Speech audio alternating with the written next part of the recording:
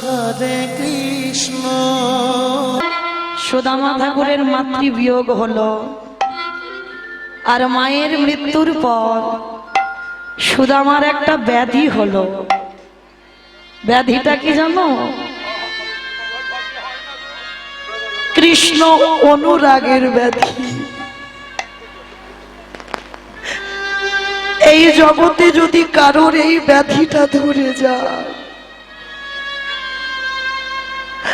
বাহ্যিক জগতের আর কিছু ভালো লাগে না। সদাই নয়ন জলে বুক ভাসায়। গ্রামের লোকজনেরা বলা বলি করলো, ও তো মরে যাবে, ও যদি সারাদিন কৃষ্ণ নামে কাঁদে ও তো বেশি দিন বাঁচবে না, ওকে একটা বিয়ে দেওয়া হোক। বসুন্ধরা নামে একটা মেয়ে দেখাশোনা করে বিয়ে দেওয়া হলো। কিন্তু বাবা, বিয়ে দিলে কি হবে? সুদামা কতটুকু কৃষ্ণ ভক্ত, তার থেকে দ্বিগুণ ভক্তিমতী ছিল মা বসুন্ধরা। ভক্ত আর ভক্তিমতীর দুজনে যদি এক হয়, দুজনেই কৃষ্ণ নামে সদাই ভেসে থাকে।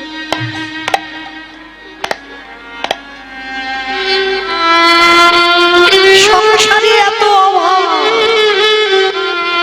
সংসারে এত কষ্ট, এত দুঃখ, ভগবান শুধু মনে মনে ভাবছে কখন ভক্ত আমার কাছে চাইবে। কিন্তু অত সোজা ভক্ত সুদামা নয়। বলেছিল না, যদি মরেও যেতে হয়, অভাবে মরে যাব, তোর কাছে হাত পাতবো না। পাতেনি বাবা কোনোদিন। একদিন বসুন্ধরা মাঝে শাড়িটা পরে আছে শতচিত্র, লজ্জা ঢাকতে পারছি না। স্বামীর কাছে বলছে, স্বামী, শুনেছি কৃষ্ণ নাকি তোমার বন্ধু, শুনেছি কৃষ্ণ নাকি তোমার প্রাণ, শুনেছি কৃষ্ণ নাকি তোমার জীবন। যাও না, একবার তুমি তোমার কৃষ্ণের কাছে যাও না। চুপ করো বসুন্ধরা, যা বলার বলেছো খবরদার। আর জীবনে ভুল করে তুমি আমার ওই কৃষ্ণের কাছে যেতে বলবে না। বলেছি না, যদি মরণ হয় মরে যাব, আমি ওর কাছে কোনোদিন কিছু চাইব না। স্বামী, আমি কি তোমার চাইতে বলছি? ও যদি তোমার প্রাণ হয়, ও যদি তোমার জীবন হয়, যাও না, কিছু চাইতে হবে না, একবার শুধু ওকে তুমি দেখে এসো। বসুন্ধরা, তুমি যে বলছো আমি ওকে দেখতে যাব, বলতে পারো আমি কি নিয়ে যাব?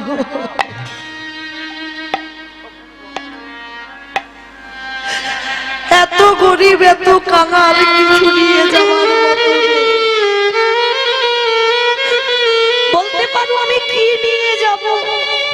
আমার কৃষ্ণ তো এতদিন পরে আমি দেখবো, তাকে কি খাওয়াবো? ও নিয়ে তুমি ভেবো না, আমি তোমার সহধর্মিনী আছি না, আমি ব্যবস্থা করব।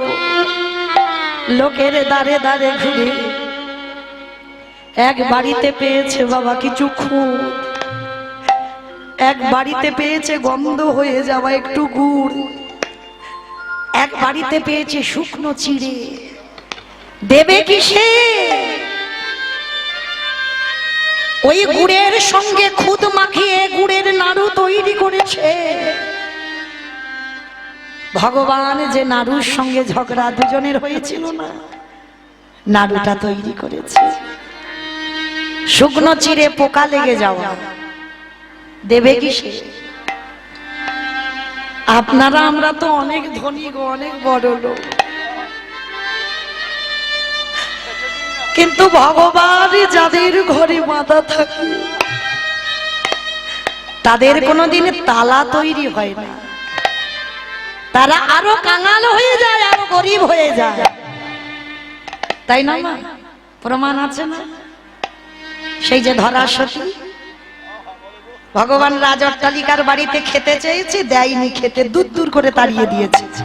কেন? বড় লোকেদের বাড়িতে দরজার ধারে কুকুর বাঁধা থাকে, এমন ঘেউ ঘেউ করেছে সে ভগবান ভয় পেয়ে পালিয়েছে, কেউ খেতে দেয়নি, বড় লোকের বাড়ি গেছে। আর একটা গরিব কাঙালের বাড়িতে গেছে, একটা মাত্র গাভী, বুড়ি মা।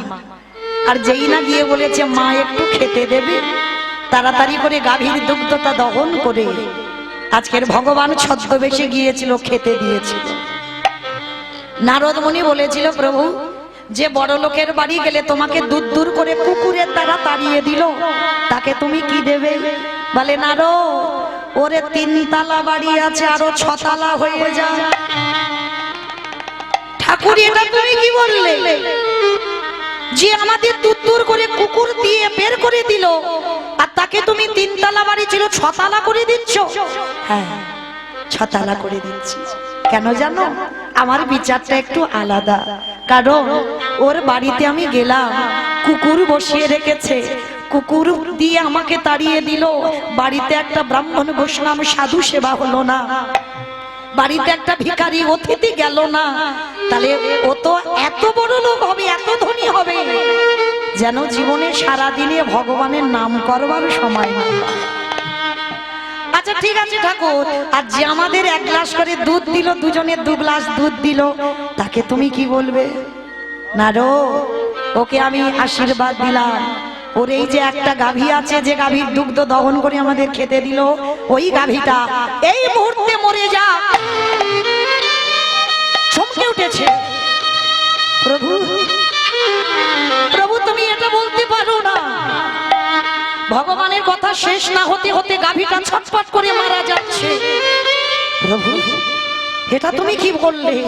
যে খেতে দিল না, কুকুর দিয়ে তাড়িয়ে দিল, তাকে তুমি বড়লোক করে দিলে, আর যে কাঙাল ভক্ত আমাদের গ্লাসে দুধ গরম করে দিল, তার গরুটাকে মেরে দিলে। নারদ, ওর গরুটা আছে বলে সম্পূর্ণ দেহ মন প্রাণটা আমার চরণে দিতে পারে, আর একবার যদি ওর ওই গাভীটাকে কেড়ে দিই, ওর দেহ মন প্রাণটা সব আমার চরণে দিতে পারবে। নারদ গো,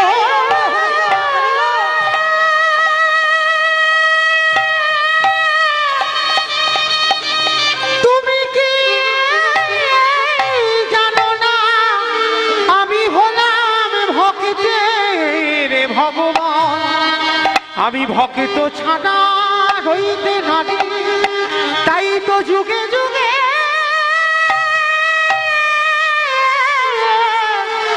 এই ধরা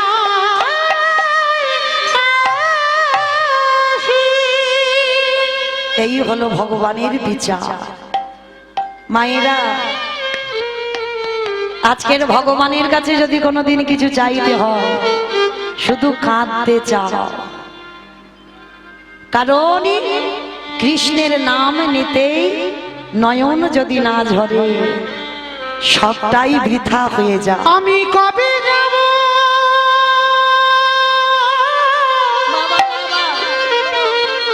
বিষয় ছেড়ে, ওই মধুর বৃন্দাবন, কৃষ্ণ নামে কাঁদেবে কবে আমার পুরাম। নিতাই গৌর হরি বল, হরি বল, হরি বল। নামে কাঁদবে কবে আমার পোড়াম, আমি কবে যাব বিষয় ছেড়ে, মন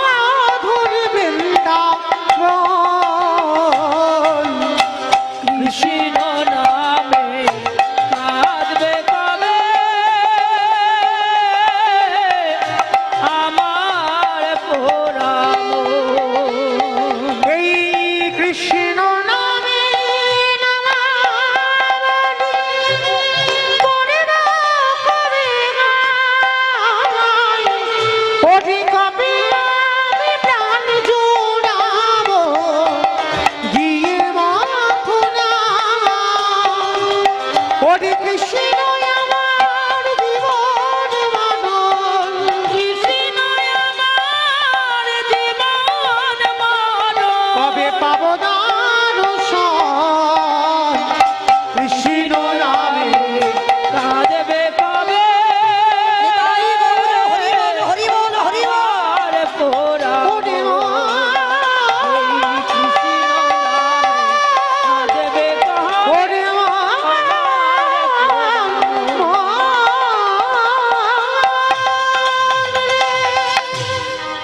বেরিয়ে পড়ল সুদামা বন্ধু, যে কৃষ্ণের সনে এতদিন দ্বন্দ্ব ছিল, সেই অভিমান মঞ্চ থেকে সুদামা নেমে গিয়ে ওই বসন ধরা আঁচল ছিঁড়ে বেঁধে দিয়েছে। একদিকে খুদের নাড়ু, একদিকে দেখেছে শুকনো ছিঁড়ে। আসছে ভগবানের সঙ্গে দেখা করবে বলে দ্বারকা। কত দূর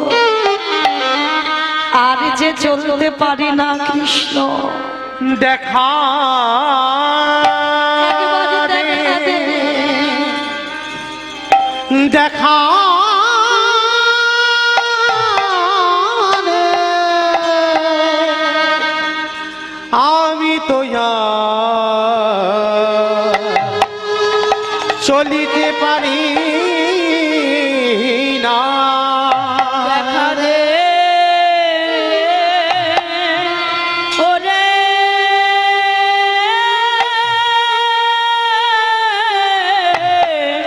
বন্ধু নে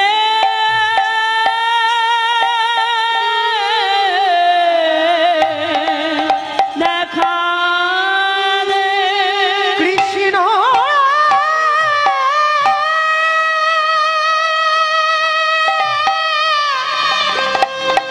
দেখা দে।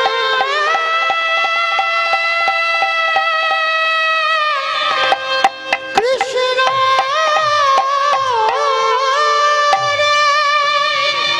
ওরে তুই নাকি ভক্তের ভগবান, ওরে তুই নাকি কাঙালি ঠাকুর। ওরে দেখা দেখা রে কৃষ্ণ রে। নিতাই গৌরী প্রমানন্দে হরি বল। হরি বল। যেই না চরণটা ফেলেছে, চরণে কণ্টক বিদীর্ণ হয়েছে। কৃষ্ণ হারি যে চলতে পারে না।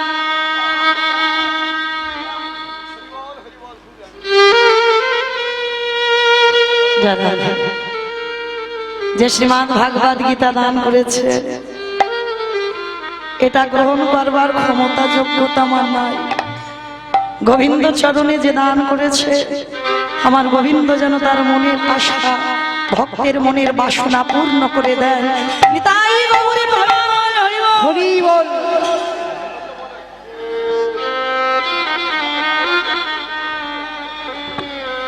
কারণ এই যে ভাইটি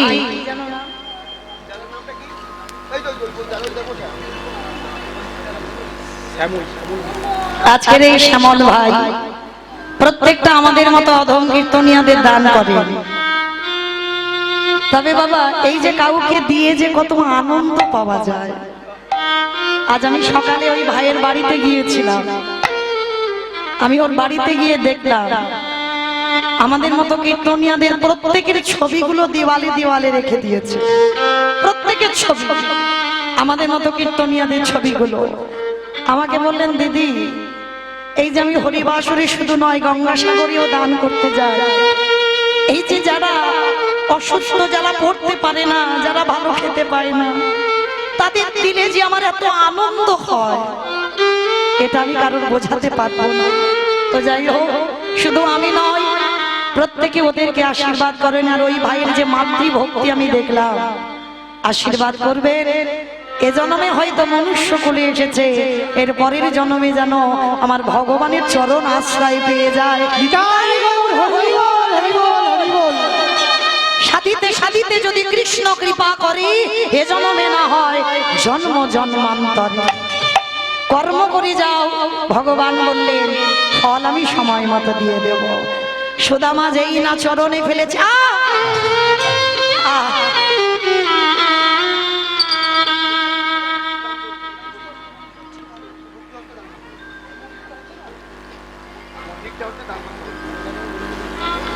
জয় রাধে। আচ্ছা আচ্ছা, জয় নিতাই। আমার ভক্ত চরণে আর একটা নিবেদন, আমার এই রাধা মাধবের মন্দির নির্মাণ প্রকল্পে আমার মন্দির তৈরির ব্যবস্থা করছেন আমার দাদা ভাইরা, তার জন্য আপনাদের কাছে যাচ্ছে, আপনারা একটু দান করবেন।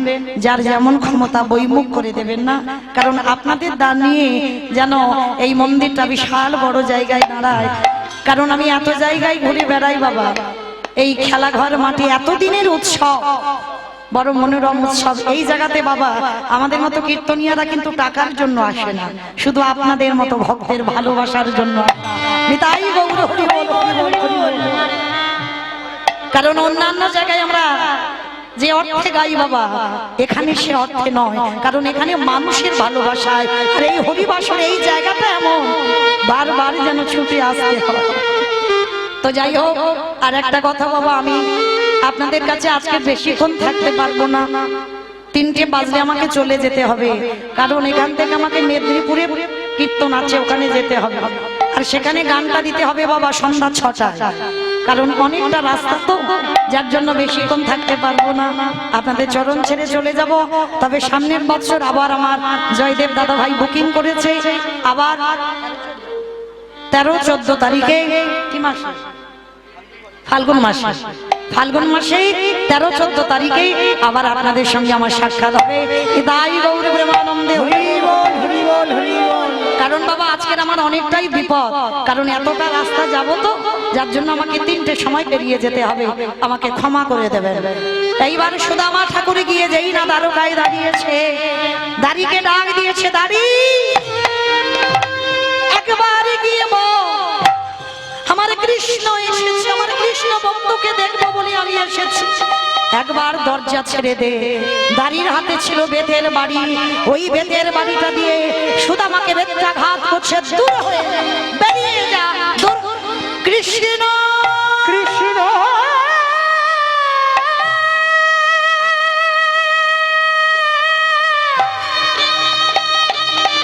দেখা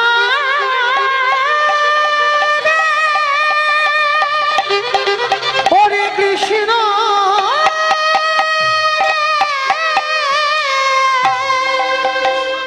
যেই না কৃষ্ণ কৃষ্ণ বলে ডাক দিয়েছে,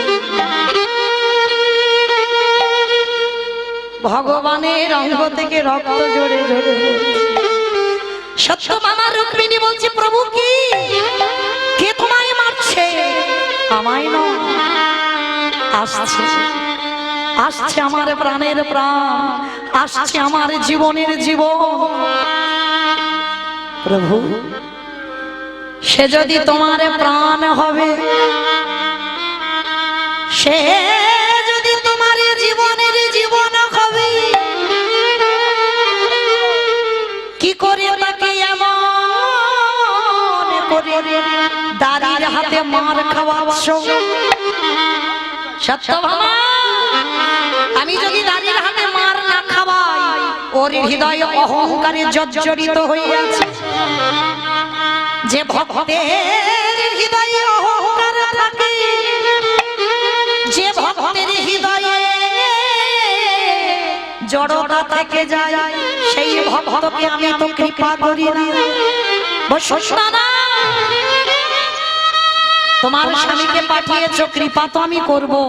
ভগবান ছুটে গেলে সুদামাকে কোলে করে তুলে নিয়ে যে সিংহাসনে কৃষ্ণ বসে, সেই সিংহাসনে সুদামাকে বসিয়েছে। দেখি কৃষ্ণ, তুই আমায় কোথায় বসাচ্ছিস? চুপ, যা করছি শুধু দেখে যা। বসিয়ে সত্যভামা রুক্মিণী পাদ্দার খোদা, ভগবান নিজের হাতে চরণ যুগল ধৌত করেছে। ইরে মনে পড়ছে? ভরত হয়ে 14 বছর আমার খরম সেবা করেছিলি, তোর কাছে আমি 14 বছর ঋণী হয়েছিলাম, আজ আমি সেই ঋণ শোধ করে দিলাম। এইবার যেই না ঋণ শোধ হয়ে গেল, শুধু পা ধোবালো না, ভক্তের চরণামৃত চরণ ধৌত করা ভক্তের পদতল ভগবান সেবা করছে। প্রভু তুমি একা পান করবে, আমাদের একটু দেবে না? সত্যভামা রুক্মিণী তোমরা নেবে, ভক্তের পাদতল পান করবে? করব, দাও। যেই না ভক্তের চরণ ধোয়া জলে সেবা করলে, যে কক্ষে কৃষ্ণ ঘুমায় সুদামাকে সেই কক্ষে নিয়ে গেছে, ভক্ত শয়নে গেল, ভগবান পদ সেবা করছে। এটা কি করছিস কৃষ্ণ? দেখে যা, যেই না চরণটা সেবা করছে, কিরে আমার কাছে এলি, তুই নাকি বিয়ে করেছিস? করেছিস, বাহ। তা তুই যখন বিয়ে করেছিস, তোর বসুন্ধরা আমার জন্য কিছু পাঠাইনি? পুডলিটা লুকিয়ে নিচ্ছে না, না কৃষ্ণ কিছু পাঠাইনি। কি লুকাচ্ছিস?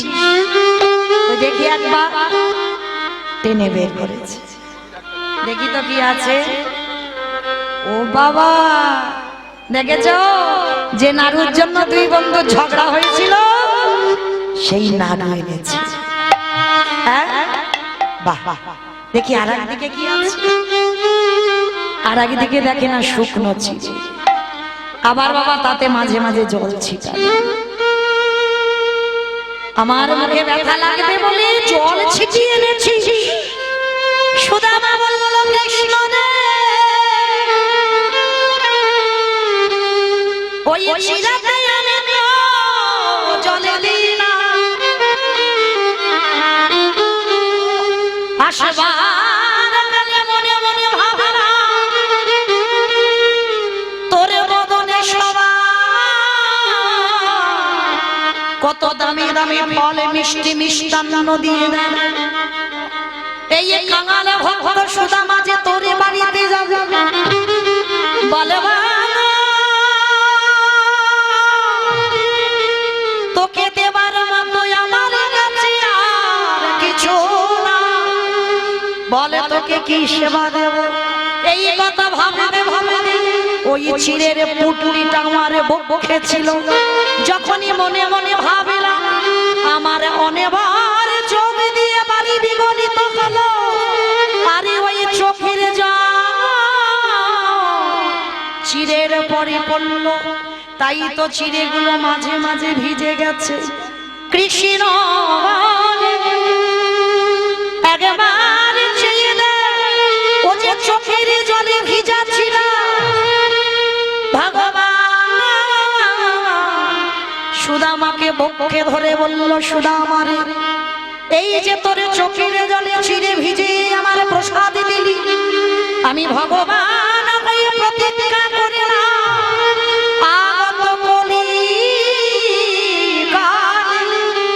যদি ভক্ত ওই মাটির মালের সাথে করে, বাবা সোনা নয়, রূপ নয়, তামা নয়, স্টিল নয়, শালপাতা নয়, মাটি লাগবে।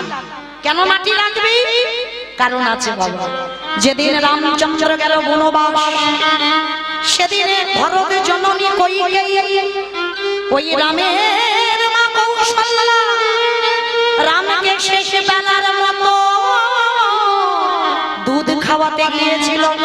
ভরত জননী কইকেয়ী ওই দুধের বাটিটা ফেলে দিয়েছিল। সেই সময় কৌশল্যা রামকে ডেকে বলেছিল, রাম, এর পরের জন্মে আমার কোলে আসবি না, আসতে যদি তোর বিমাতা কইকেয়ীর বাড়িতে আসবি, কিন্তু আসবি বটে, কিন্তু মাতৃ স্তন দুগ্ধ পান করবি না। সেই ভরত জননী কইকেয়ী পরের জন্মে হলো দেবকী মা, কংসের কারাগারে কৃষ্ণ আবির্ভূত হলো, বসুদেব নিয়ে চলে গেল নন্দালয়। এই জায়গাটা একটু শুনতে হবে। ছেলে তো চলে গেল, এ জগতে যারা মা হয়েছে তারা জানে সন্তান জন্মাবার পর সন্তান যদি স্তনদুগ্ধ পান না করে তার কত জ্বালা কত বেদনা। কৃষ্ণ চলে গেল কারাগারে, অসহ্য দেব কৃষ্ণের যন্ত্রণা সহ্য করতে পারল না। নিজের কারাগারের এক কোণে নিজের স্তন মর্দন করে দুগ্ধগুলো ফেললো মাটিতে। কৃষ্ণ বলল, মা গো, যে বস্তু আমার সেবা করবার কথা সেই বস্তু তুমি আমার মা হয়ে তুমি ধুলার পরে ফেলে দিলে। এই ত্রিলোক জানে আমি তোমার ছেলে, যশোদা আমার পালন করেছে, দেব আমার জন্ম দিয়েছে, কিন্তু তুমি যে স্তনদুগ্ধ মাটিতে ফেললে আমি তোমার কাছে ঋণী হয়ে গেলাম। এই ঋণ আমি শোধ করব কবে জানো? আগত কলিকালে, যেদিনই আমি গৌরে হয়ে নদিয়ায় যাব, সোনার থালাতে না রূপর থালাতে না ওই মাটির পাত্রে ভক্ত যদি নয়ন জলে ওই সুদামার চিরে প্রসাদ ভিজাই একবার আমায় দিতে পারি, আমি ভগবান হই, তৎক্ষণাৎ সেই বস্তু সাদরে গ্রহণ করি। আমি সেই বস্তু